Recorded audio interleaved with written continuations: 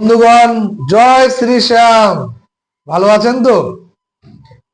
আপনারা আশা করি খুব ভালো আছেন।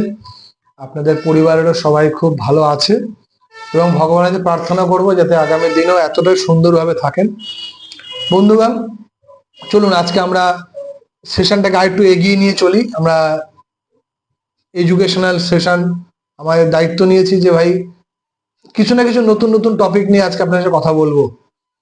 তো হুট করে ভাবনা চিন্তা হলো, যখন মানুষ হেলথ ইন্স্যুরেন্স নিতে যায়, আমি বেশ কিছু লোকের সাথে কথা বলতে গিয়ে পেয়েছি হেলথ ইন্স্যুরেন্স নেওয়ার আগে লোকের কাছে একটা ধোঁয়াশা থাকে, একটা কনফিউশন, একটা কনফিউজিং একটা পিকচার থাকে। কোন হেলথ ইন্স্যুরেন্স নেব, কোনটা নেব না, নেওয়ার আগে কি কি জিনিসগুলো ভাবনা চিন্তা করে নেওয়া উচিত, কি কি দেখা উচিত। দেখুন, এই ছোট্ট ভিডিওর মাধ্যমে হয়তো পুরোটা কভার নাও করা যেতে পারে, তবু আমি কিছু কিছু পয়েন্ট বলি যেগুলো কিন্তু আপনার অবশ্যই দেখে নেওয়া উচিত। আজকের দিনে যখন আপনি হেলথ ইন্স্যুরেন্স নিচ্ছেন, মোটামুটি কম বেশি সমস্ত কোম্পানিরই নেটওয়ার্ক হসপিটাল কিন্তু খুব স্ট্রং।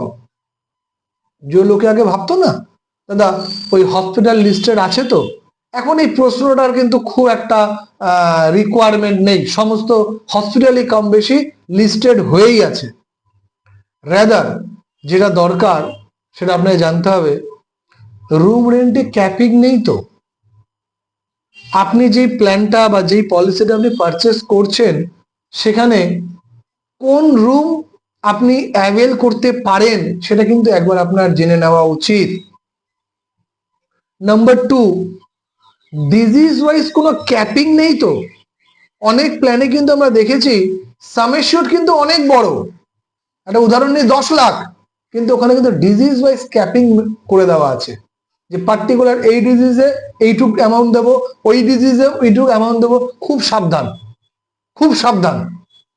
আপনি কিন্তু ডিজিজ ওয়াইজ ক্যাপিং আছে কিনা একবার কিন্তু জেনে নেবেন। Number 3, pre and post hospitalisation কত দিনের সেটা একটু জেনে নেবেন। যে আমি যদি হসপিটালাইজেশন হওয়ার রিকোয়ারমেন্ট পড়ে, তাহলে প্রি কত দিনের পাবো, আর পোস্ট মানে হসপিটাল থেকে ডিসচার্জ হওয়ার পরে কত দিনের বিল আমি ক্লেম করতে পারবো, এটা কিন্তু জানার খুব দরকার আপনার আছে।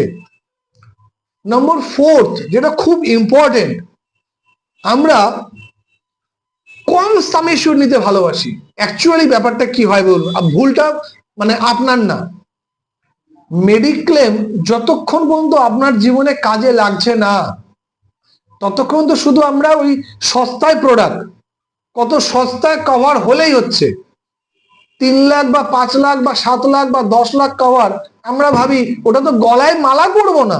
হ্যাঁ ঠিকই, আপনি ঠিকই বলেছেন, ওই 10 লাখ কভার মানে 10 লাখ টাকার মালা তো আপনাকে পরানো হচ্ছে না।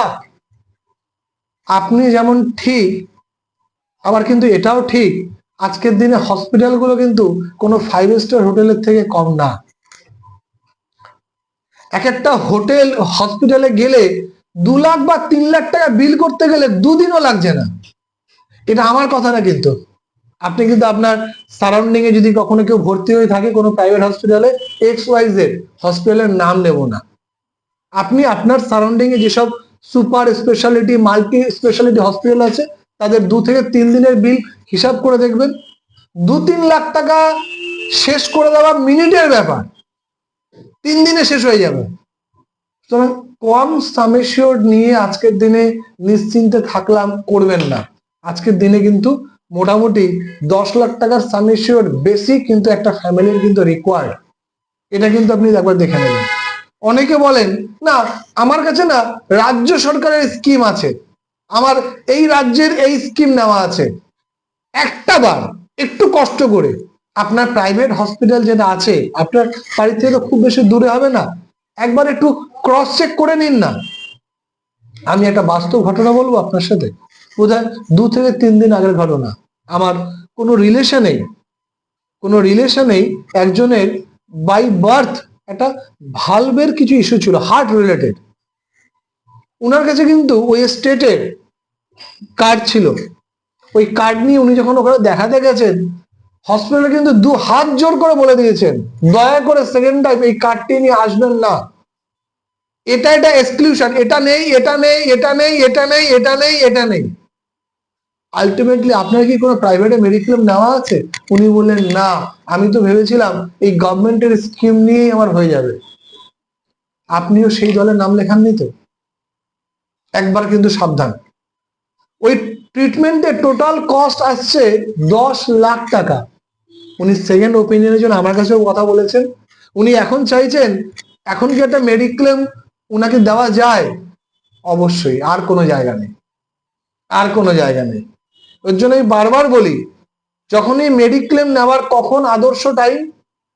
যেদিন ভেবে ফেলেছেন, যেদিন ভেবে ফেলেছেন সেই দিনই নিন, দেরি করবেন না।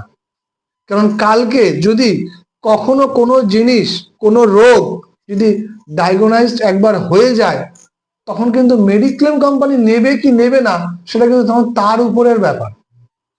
আপনি চাইছেন একটা মেডিক্লেমে প্রিমিয়াম দেবেন আর মেডিক্লেম নিয়ে নেবেন, ব্যাপারটা কিন্তু অতটা সহজ নয়। সুতরাং আপনাকে রিকোয়েস্ট করব, মেডিক্লেম এটি এমন একটি প্রোডাক্ট যেটি আপনার বিপদের সাথী। যেই সময় কোনো বন্ধু আপনার ফোন তুলবে না, যেই সময় রিলেটিভরা মুখ ঘুরিয়ে নেবে, সেই সময় কিন্তু এই বন্ধুটি যাকে আপনি প্রিমিয়াম দিয়ে রেখেছিলেন, সেই বন্ধুটি কিন্তু আপনার পাশে আসবে। আপনি কিন্তু বিভিন্ন হসপিটালের বিভিন্ন যা বিল, যে অ্যামাউন্ট বিল হয়, সেই অ্যামাউন্ট কিন্তু আপনার আমার বাড়ির পকেট থেকে বের করে ট্রিটমেন্ট করা কিন্তু সবসময় সম্ভব হয় না, আর কেনই করবেন? সুতরাং মেডিক্লেম নেওয়ার সময় সাম এশিওরের সাথে কোনো কম্প্রোমাইজ করবেন না। কেউ কেউ আবার বলেন আমার না অফিস থেকে কভার পাই। একবার জানুন কত টাকা কভার পান। 1 বছর আগে আমি একটা প্যাথেটিক ঘটনা না শেয়ার করলেই নয়, কারণ বাস্তব ঘটনাগুলো না বললে আপনি বুঝতে পারবেন না। আমার একজন বন্ধুর, আমার খুব ক্লোজ বন্ধু, তার মেডিক্লেম আমার কাছে আছে। তার দাদার একটা প্রেগনেন্সি রিলেটেড তার ফ্যামিলিতে কোনো ইস্যু হয়েছিল, সেখানে তার 2 যমজ বাচ্চা জন্ম নেওয়ার পর থেকেই কিন্তু তারা এমার্জেন্সি ছিল, প্রায় বোধহয় 3 মাস, যেটা ওই কাচের ঘরে রাখা হয়। উনি কিন্তু নিশ্চিন্তে ছিলেন, উনি কিন্তু, তার দাদা কিন্তু একটা বড় জায়গায় চাকরি করতেন।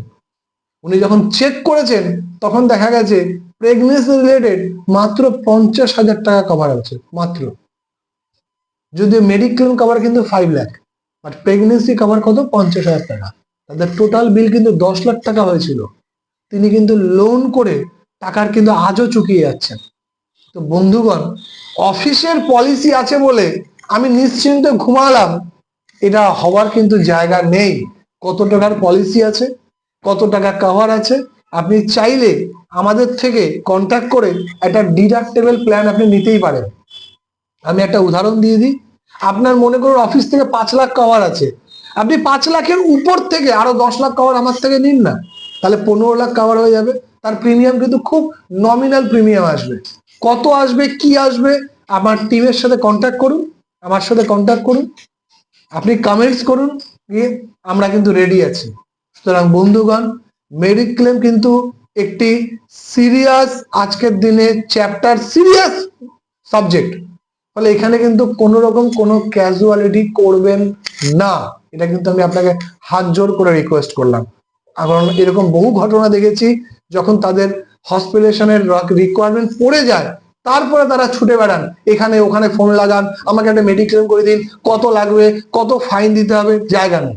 সুতরাং আপনার সাথে যেন সেই ভুলটা না হয়, আপনার দুর্দিনে আপনাকে যেন কারো কাছে হাত না পাততে হয়, আপনার দুর্দিনে যাতে কোনো ফিক্সড ডিপোজিট ভাঙতে যাতে যেতে না হয়, আপনার দুর্দিনে যাতে আপনার মেডিক্লেম পলিসিটা আপনাকে সাথে দেয়। সুতরাং আশা করব যে ইনফরমেশন আপনাকে দিলাম সেটা আপনার কাজে লাগবে। আপনি, একটা রিকোয়েস্ট আপনাকে করব, এই ইনফরমেশন যদি মনে হয় আপনার জন্য খুব ইম্পর্টেন্ট, তাহলে কাইন্ডলি এটাকে একটু শেয়ার করবেন।